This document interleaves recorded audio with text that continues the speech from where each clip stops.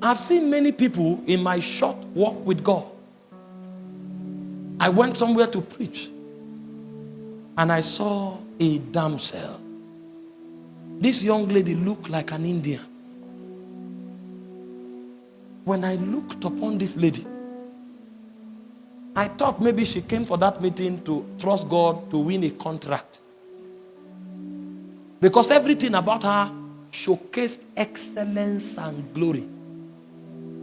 But to my greatest dismay, the lady was seeking God to get married. I said, it's not possible. What do you mean? Unless every man in where you live is blind.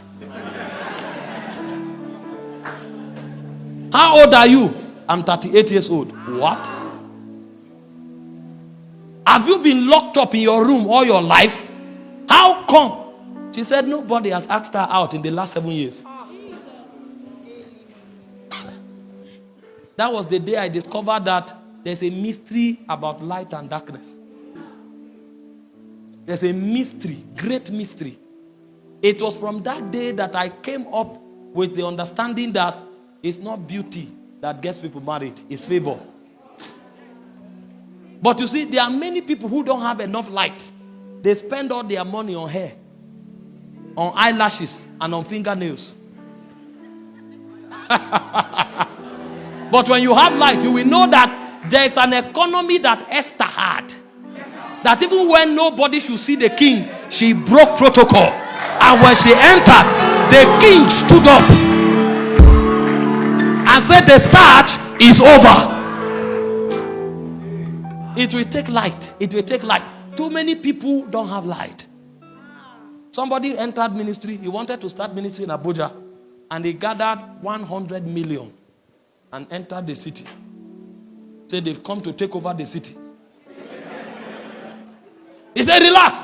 How much is billboard? He paid for it. How much is tent? He paid for it. After 4 months, they became 3 in the tent. That was when he knew that what you need to start a ministry is not money, it's light. I wish you understood the excellency of light. You wouldn't jump into that business until you have light. If you understood the excellency of light, you will not start that course. They told you medicine is lucrative. Meanwhile, if you had checked in light, your career is in music. You would not have wasted. We were not wise. We were not trained. If I knew, I would have been studying God from 10 years. If I knew this is where I would end, I was in the studio with lab coat. All the chemicals I studied, I have not used one. Because I didn't have light. Studied chemicals, studied water, H2O. Water, you say 2O. Studying about pinnacle, arrangement reaction in medicinal chemistry. I didn't need any of them. But there was no light. There's nothing wrong in schooling. But if I had light, I would have schooled in the direction of my call.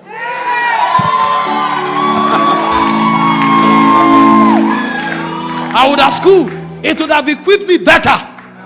But I didn't have light. I was groping in darkness for many years before I began to hear the sounds of heaven.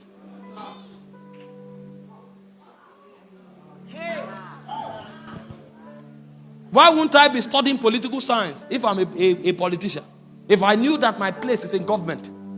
Why would I not be studying about business, economics, business realities if I know my place is in the economic world? Why would a businessman be studying theology? Because there's no light. And when you finish your master's, you will now need to go back for apprenticeship to learn your life and your calling. And so what light comes to do is that it gives you authority for rulership, and then it gives you power to crush the enemy. There are most of you here, the challenge that your family is going through, the challenge your ministry is going through, the challenge you are going through is darkness at work. If you had one flicker of light shine through that darkness, that challenge would have crumbled.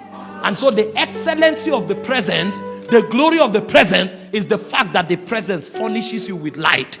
Light that is consistent with your destiny. It looked at Jeremiah. He said, before you were formed in your mother's womb, I knew you. I ordained you and I sanctified you to be a prophet. You are not a priest. Your great-grandfather, your grandfather, and your father may be priests. You are a prophet. And your order of the prophetic is to uproot and to plant. And so when Jeremiah enters a city, he knows that he's an architect of civilization. If he sees something that is not consistent with the will of God, he can say, by this time next year, vanish from the face of the earth. Because he found his destiny. That kind of precision and accuracy, you can't pick it in the market. You can't pick it in the Bible school. You will only pick it in the presence. The greatest crisis of destiny is dislocation. Men that should go to Nineveh are on a boat going to another direction. And because they are not in the direction of their destiny, all their efforts count for nothing. Hear this. Your effort will be wasted until light comes to you. I've taught many times, if you are in the wrong direction, speed is not an advantage. Imagine if I'm supposed to go to Benue and I face Gombe. I'm driving on high speed. I have an accident. I stop, change the tire. Engine knock, I repair it. Put in all the labor. After 2 days, I will now arrive Gombe. I'm farther from my destination. But if I had light and somebody tells me, take left, not right, all of that waste wouldn't have been necessary. The excellency of the presence is that the light of God is furnished. And that light gives you authority to prosecute destiny. And that light gives you authority to destroy the enemies of your destiny. You are not a victim. You are just in darkness. And the moment light comes to you, you will discover how helpless the devil is. The devil is not as strong as he parades himself to be. He's a defeated foe. He's having spoiled principalities and powers. He made a public show of them, triumphing over them by the cross. The devil is not powerful. The devil only has instrument of deception that he uses to keep the sons of light in captivity. The moment light comes to you, you will discover your rulership over the devil. That's the excellency of the presence of God. That light dwells in God's presence. And so what does light do? Two things. Number one, light gives you authority in the realm of God. Because if you see things the way God sees them, then you can do them the way God does them. Jesus said that everything I do is what I see my Father do that I do. So light is the symbol of authority in the spirit realm. In Job chapter 38 verse 4, it said, declare now if you have understanding.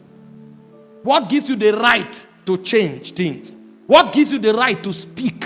What gives you the right to change things is the measure of light that is in you. If you have no light, you have no authority in the realm of God.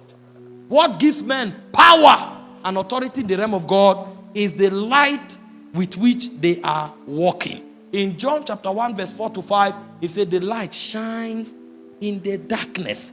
And it said the darkness comprehended it not. Every time light comes to you, you become an authority. And so the way God strengthens his servants is that he allows his light to shine upon them. You know the moon has no light. The light of the moon is received from the sun. But the moon is the ruler of darkness. And so the reason the moon is the ruler of darkness is because it's drawing light from the sun. That's how we also live and exercise authority on the face of the earth. Because every time we interact with the light of God, we begin to exercise authority. And Job said in Job 29 verse 3, he said, by light I walk through darkness. If there's anything in your life challenging your Christian experience, is because there's no light in that area. And so the cure to that problem is to visit the presence again. Because the moment light comes, authority is bequeathed. The second thing light does is that it crushes the enemy. The devil will remain a tyrant in your life until light comes. The moment light comes without talking, the devil will run. See what you are struggling with. There are some men that if they show up, they won't need to talk. That thing will vanish forever and ever because they came. Not because they are speaking, but because the light they carry is a witness in the realm of the spirit. In 2 Thessalonians chapter 2 verse 8, it said, and then shall the wicked be revealed, whom the Lord shall consume with the spirit of his mouth, and he shall destroy with the brightness of his coming. Light destroys darkness. If there is a darkness in your life, what the presence of God will do for you is that it will give you light to destroy that darkness. It can be sin, it can be poverty, it can be failure, it can be near success syndrome. It doesn't matter. Darkness has no authority in the dwelling of light. The authority of darkness ends in darkness. But the boundary of light's authority begins from darkness. The moment light shows up, darkness bows. It's a non-negotiable reality. It is eternally so. He said the light shines in the darkness. The darkness knows that it doesn't have the power to comprehend light. And so when you begin to do business in God's presence, the first thing God will do is that he will give you light. He will give you light. That light will give you authority. And that light will empower you to destroy darkness.